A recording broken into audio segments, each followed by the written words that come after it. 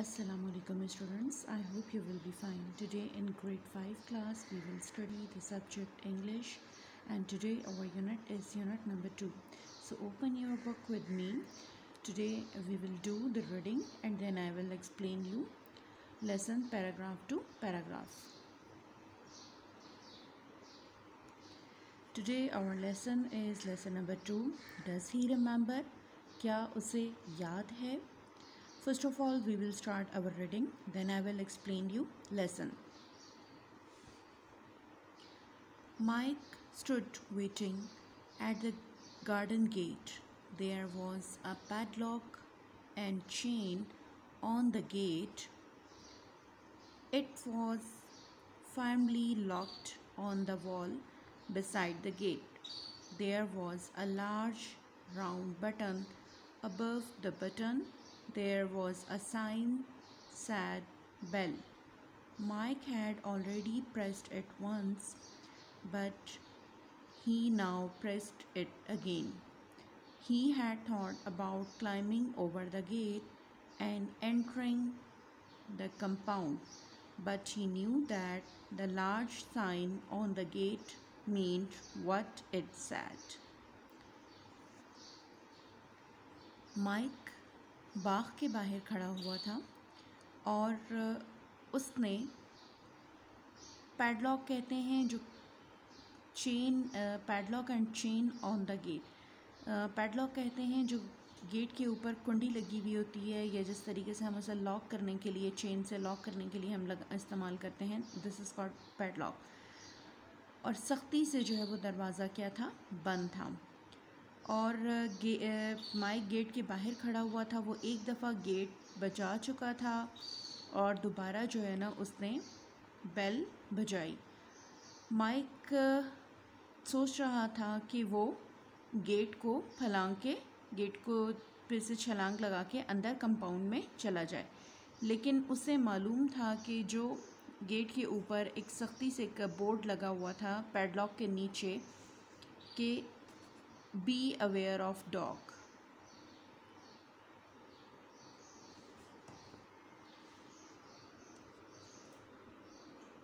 Be aware of dog. Below the lettering of the sign, someone had scrawled. किसी ने गंदी सी writing के अंदर लिखा हुआ था कि कुत्तों से होशियार रहें। ये इस चीज़ का साइन था कि अंदर जो है वो क्या मौजूद हैं, ख़तरनाक कुत्ते मौजूद हैं। They will have you for the breakfast. वो आपको सुबह नाश्ते में खा सकते हैं। Mike thought this was amazing, but he also knew that it might be true. Judging by barking he could hear coming from the house, he was not going to take the risk and become Mike के लिए ये बड़ा दिलचस्प था और वो जानता था कि ये सच भी हो सकता है, क्योंकि कुत्तों की आवाज़ें अंदर से उसे सुनाई दे रही थीं और वो किसी किस्म का कोई ख़तरा मोल नहीं लेना चाहता था। एंड बिकम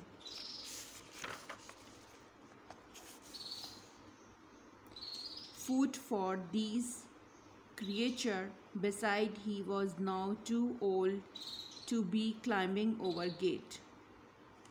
और वो इस मखलूक का नाश्ता नहीं बनना चाहता था और अब वो गेट को फलांगने के लिए, गेट पे से छलांग लगाने के लिए भी काफ़ी बूढ़ा हो चुका था। Perhaps the dog had heard the bell ringing again, or possibly they had sensed pray for the being become more frantic. शायद कुत्ते भी जो है बेल दरवाज़ा बजने की आवाज़ सुन चुके थे और शायद उन्होंने महसूस कर लिया था कि कोई शिकार जो है वो मौजूद है, जिसकी वजह से उनके भौंकने में शिद्दत आ गई। It was not a yelp or a howl, but a deep throat and prolonged baying. The animals were obviously hungry. ये बहुत ज़्यादा तेज़ और बहुत ऊंची आवाज़ नहीं थी, बल्कि ये एक बहुत गहरी, जो हलक से गहरी और लंबी और गुर्राने की आवाज़ थी। कुत्तों के गुर्राने और भौंकने की आवाज़ें थीं, जिससे ज़ाहिर हो रहा था कि कुत्ते भूखे हैं। Mike waited and most about the old way. Mike ने इंतज़ार किया और वो अपने पुराने दिनों के बारे में सोच रहा था। He shifted from one foot to another foot, thinking about all the occasion he had visited this house, this very house. वो एक कदम आगे और एक कदम पीछे जाता और वो पुराने दिनों के बारे में सोच रहा था जब वो तमाम त्योहारों पर इस घर में आता था। Those were the good old days. Nabil was such a good company, and those dogs of his, they were little puppies then. वो बहुत अच्छे दिन थे और नबील जो कि उसका दोस्त था, वो एक बहुत अच्छा साथी था। और ये जो से कुत्तों के बोलने की आवाज़ें आ रही थीं, ये उस टाइम छोटे बच्चे हुआ करते थे। How he had teased them, how time had moved on. He was an adult now. वो उन्हें कैसे तंग किया करता था और अब वक्त कितना ज़्यादा बदल गया है और अब कुत्ते बड़े हो चुके हैं। At last, just as Mike was becoming a little annoyed, an old man come screaming out of the door of the house. He appeared with his urgent shuffle to be hurrying, but he took forever to reach the gate. जब mic bell बजाने के बाद बहुत देर तक इंतज़ार करता रहा, तो वो जब नाराज़ हो रहा था तो उस वक्त उसने देखा कि एक बूढ़ा आदमी अपने आप को तेज़ी से घसीटता हुआ बाहर के दरवाज़े की तरफ आ रहा है। और ऐसे उसके आने से ऐसे लग रहा था कि जैसे वो बहुत जल्दी में आ रहा है। और उसने तेज़ी के साथ जो है वो दरवाज़ा खोला। On his seemingly long trip, he scratched all the while in one pocket after another. वो इस तमाम टाइम में अपने एक पॉकेट से हाथ निकालता और दूसरी पॉकेट में हाथ डालता।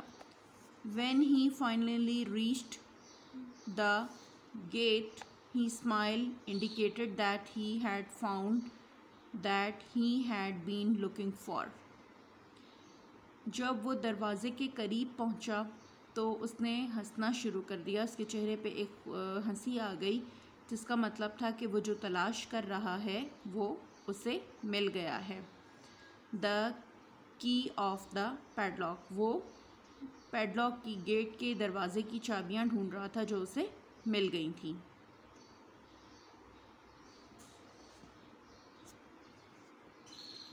The old man fumbled with the keys, and he due course opened the locked.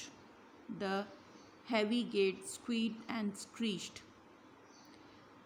बूढ़े आदमी ने ज़ोर लगाया, चाबियों से दरवाज़ा खोलने के लिए ज़ोर लगाया, क्योंकि काफ़ी लगता था कि काफ़ी अरसे से जो है वो दरवाज़े खोले नहीं गए या बंद हैं। और दरवाज़ों में से स्क्वीज एंड स्क्रीच जो है वो इसकी खुलते हुए इसकी आवाज़ आई। As it was swing open the some difficulty, और दरवाज़ा खोलते हुए भी काफ़ी मुश्किल पेश आ रही थी। The old man stood on one side to let Mike in. बूढ़ा आदमी एक साइड पे खड़ा हो गया और माइक को अंदर आने दिया। Then he used to effort to have the gate shut again.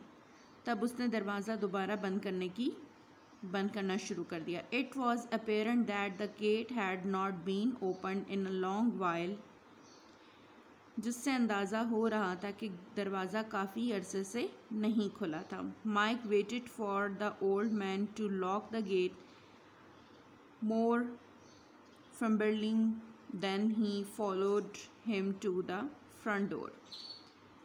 Mic ने बूढ़े आदमी का इंतज़ार किया जो दरवाज़ा बंद करने के लिए ज़ोर आजमाई कर रहा था, और तब उसने बूढ़े आदमी के पीछे पीछे चलना शुरू कर दिया. The being from the depths of the house reached new Heights. कुत्तों की आवाज़ें जो किसी गहराई से आ रही थीं वो अब ज़्यादा तेज़ हो गई. Mike made sure to keep close to the old man, determiningly saying a step behind him. Mike ने जो है वो माइक बूढ़े आदमी के एक कदम पीछे चलना शुरू कर दिया और अपने आप को महफूज समझने लगा. The entering to the hall, Mike was shown into a large dark living room.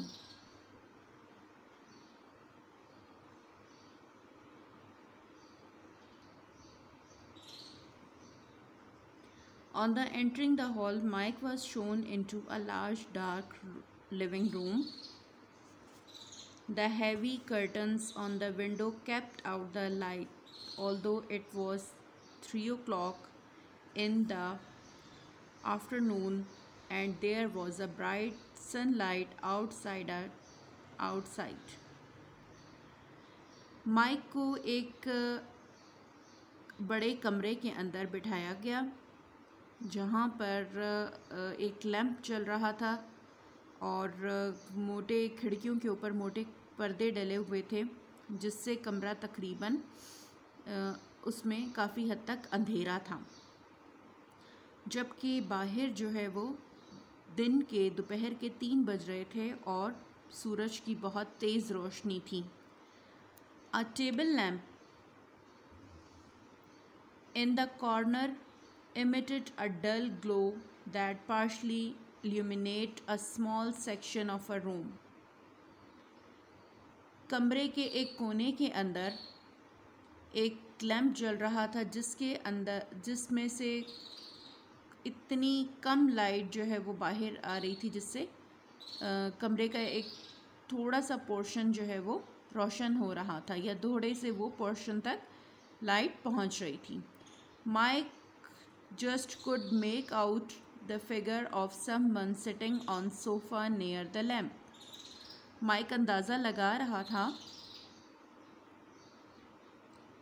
कि सोफे के ऊपर कोई आदमी बैठा हुआ है.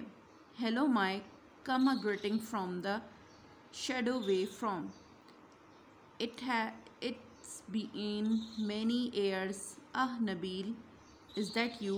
Asked Mike nervously. Hello Mike, तुम्हें एक सायादार जगह से नबील के बोलने की आवाज़ आई. तुम्हें देख के खुशी हुई. नबील ने माइक ने घबरा के कहा कि नबील, क्या तुम हो?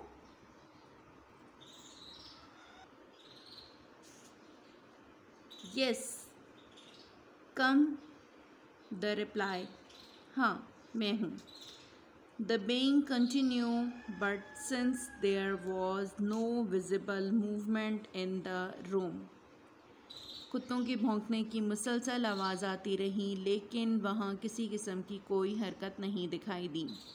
Mike was hopeful that the Huns were behind a scare door somewhere, but he was not completely convinced that this was true. Mike पर उम्मीद हो गया कि शायद जो शिकारी हैं वो किसी दरवाज़े के पीछे मौजूद हैं, लेकिन वो मुकम्मल तौर पर अभी कन्विंस नहीं था, मुकम्मल तौर पर वो ख़ुद को महफूज नहीं महसूस कर रहा था। Mike act forward towards Nabeel. Mike ने जैसे ही नबील की तरफ कदम बढ़ाए, wait there Mike said Nabeel. Nabeel ने कहा माइक रुक जाओ। The dog have been locked in the bedroom but the old Marmaduke is asleep here beside me। सारे कुत्ते कमरे में बंद हैं, लेकिन मार्कड्यू कुत्ते का नाम है, वो मेरे साथ सो रहा है। मार्कड्यू said Mike, August stopping head in his track। मार्कड्यू कुत्ते का नाम लिया। माइक ने कुत्ते का नाम लिया और दहशत से घबराकर उसने अपने कदम जो है वो अपने रास्ते पे से रोक लिए। The old Marmaduke the dog I used to tease when he was just a pup. पुराना मार्कड्यू कुत्ता जिसे मैं बहुत ज़्यादा तंग किया करता था जब वो छोटा बच्चा था। Yes replied Nabeel. हाँ, नबील ने जवाब दिया। यू रिमेंबर मार्कड्यूक, क्या तुम्हें मार्कड्यूक याद है? I do stuttered Mike, it's being a long time. I hope you have him on a leash। I remember I used to worry him no and.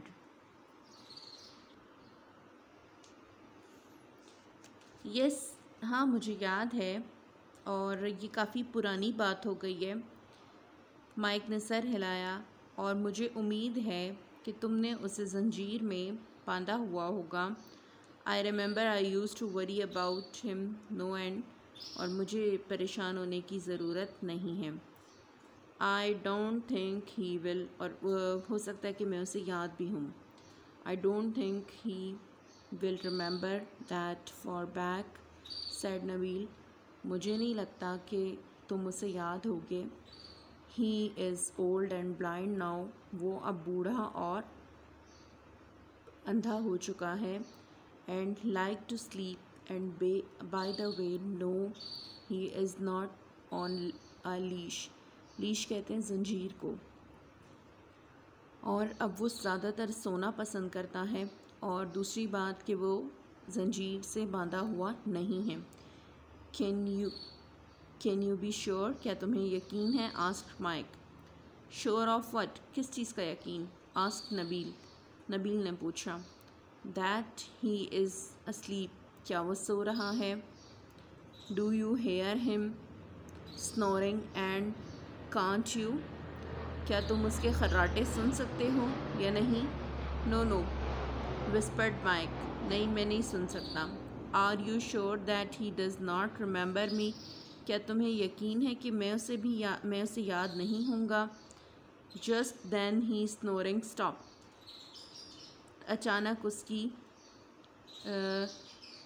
जो खर्राटों की आवाज़ है वो रुक गई। The dark from on the sofa stood, a large head was raised and two great nostrils sniffed the air loudly। अंधेरे में से सोफे पर से अंधेरे में से कुछ हिलने की आवाज़ आई और उसके नथनों में से कुछ सूंघना शुरू किया। Nabeel and Mike did not make a sound. Nabeel और माइक ने किसी किस्म की आवाज़ नहीं निकाली। Then there was a chaos, तब उस तरफ हर तरफ एक अफरा तफरी फैल गई। The dark from the leap into the air, urgently scrambling to the get of the sofa as sneering, ragging Markdew leaping forward toward the mic. एकदम अंधेरे में से कुछ ऊपर की तरफ उछला और उसने अपने पंजों से खुरचते हुए सोफ़े को खुरचते हुए मार्क ड्यू की तरफ गुस्से से घुराते हुए छलांग माइक की तरफ गुस्से से घुराते हुए छलांग लगाई। Downward out the bank from the distant bedroom, और उसके गुर्राने की आवाज़ से जो बेडरूम से, जो कमरे से, दूसरे कमरे से जो आवाज़ें आ रही थीं वो दब गईं। स्टॉप हिम, इसे रोको। डू समथिंग, कुछ करो। स्क्रैम्बल माइक, माइक चीखा। As he to scramble behind a large arm chair, और वो चीखते हुए एक बड़ी आर्म चेयर के पीछे, बाजू वाली कुर्सी के पीछे छुप गया। Nabeel acted just in time, Nabeel ने उसी वक्त एक्शन लिया। He threw himself on top of the dog, उसने अपने आप को कुत्ते के ऊपर फेंक दिया। Pinning it firmly to the floor, slowing it down, और उसे मजबूती से पकड़ लिया और उसको आगे ना बढ़ने देने के लिए। Mike saw his chance, Mike ने ये मौका देखा। And took his heel immediately, और तेज़ी से बाहर की तरफ भागा। Heading straight off the front door, Nabil could not keep the rattling animals trapped for very long. Nabeel बहुत देर तक उस मचलते हुए जानवर को संभाल नहीं सकता था। As it was almost big as he was and much stronger, अब वो भी उतना ही बड़ा हो चुका था जितना कि नबील था, और उसी की तरह से मजबूत हो चुका था। Mike reached for the door handle, wrenched it down, pulled open the door and shot outside, slamming the door firmly behind him. Mike तेज़ी से बाहर की तरफ भागा और उसने जो है वो दरवाज़े के हैंडल को खींचा, और तेज़ी से दरवाज़े के हैंडल को बाहर खींचते हुए उसने दरवाज़ा बंद कर दिया। It was not a moment soon, ये एक बहुत जल्दी में उसने किया। लुक ओवर हिज शोल्डर, और उसने अपने कंधे को देखा। As he was raced for the gate, Mike saw mark due great paws up against the window panes, और माइक ने देखा कि माइक ने उसके मार्क ड्यू के पंजे जो है वो विंडो, खिड़की के तरफ देखे। नेक्स्ट टू द डोर, जो दरवाजे से थोड़ा ही दूर थी। The animals large unseeing eyes blaze like the grates, उसकी आँखें बिल्कुल एक चमकदार याकूत की तरह चमक रही थीं। And his teeth were bared, और उसके दांत बाहर नज़र आ रहे थे। His fruitless bark and growls had encouraged all the other dogs to bay louder. It seemed if all the dogs of the neighborhood had joined in the coco punny. उसके खूनदार, उसके खौफनाक और खूनख्वार जो है वो दांत और गुर्राने की आवाज़ आ रही थी, जिससे जो दूसरे कुत्ते जो कमरे के अंदर मौजूद थे उन्हें भी हौसला अफजाई मिली। और अगर वो इसको ज्वाइन कर लेते हैं, यानी कि उसको ज्वाइन करने के लिए उनको हौसला अफजाई मिली, और उसके बाद सख्त आवाज़ें जो है वो कुत्तों के भौंकने की मज़ीद सख्त आवाज़ें आने लगी, उन सब ने भी उसके साथ मिलके भौंकना शुरू कर दिया। Mike leaped up over the gate, Mike ने गेट के ऊपर से छलांग लगाई। Like an athlete in his prime and collapsed in a heap of the dusty ground. He stood up shakily and still breathless, dusted his jacket and trouser with trembling hands. Mike ने दरवाज़े के ऊपर से तेज़ी से छलांग लगाई, बिल्कुल किसी एक जिम्नास्टिक के खिलाड़ी की तरह से, और वो नीचे मट्टी के अंदर जो डस्टी ग्राउंड था जहाँ पे उसमें जाके वो गिरा, और वो तेज़ी से खड़ा हुआ और उसने हाँफते हुए अपने सांस को हाँफता हुआ सांस, जब बहुत ज़्यादा इंसान भागता है तो उसका सांस फूल जाता है, और उसने अपने लरजते हुए हाथों के साथ अपने कपड़ों और ट्राउज़र को साफ़ करना शुरू किया। From his pocket he took a large white handkerchief and wiped the sweat off his brow. उसने अपने पॉकेट के अंदर जेब में उसने अपनी हाथ डाला और वहाँ से एक सफ़ेद रुमाल निकाला और उससे अपना पसीना साफ़ किया।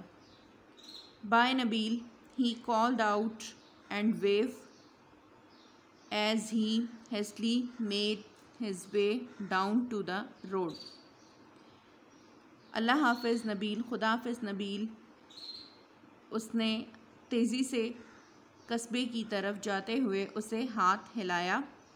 Without evening turning to look, बग़ैर पीछे की तरफ मुड़कर देखते हुए।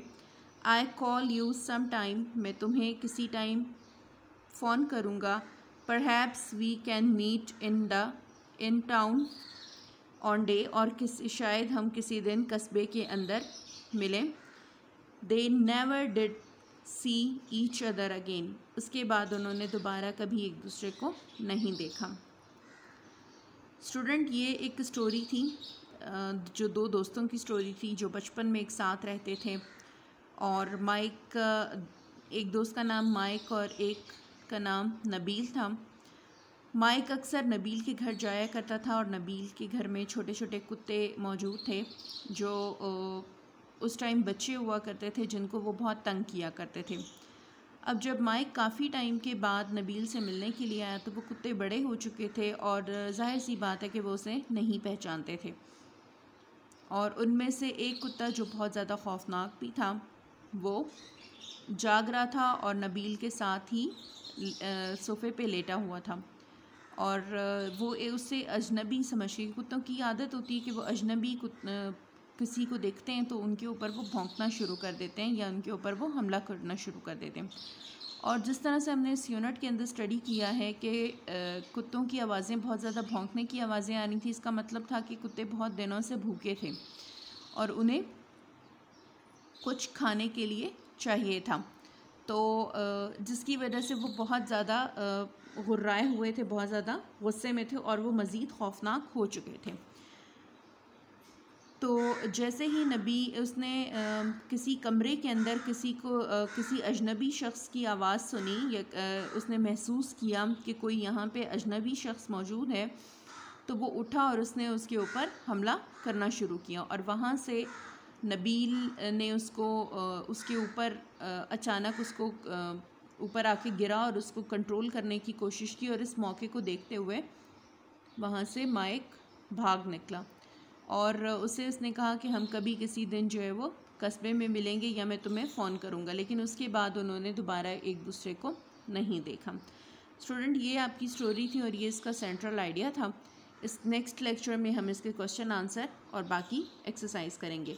टेक केयर, अल्लाह हाफिज़।